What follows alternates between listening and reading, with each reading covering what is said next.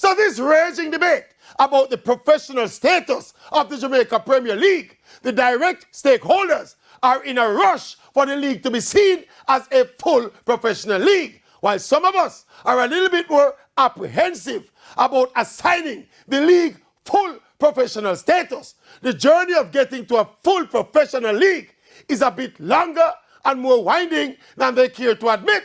And look, don't get me wrong, we all want to see a full and flourishing professional Jamaica Premier League. But having a professional league is not something we can just talk into being.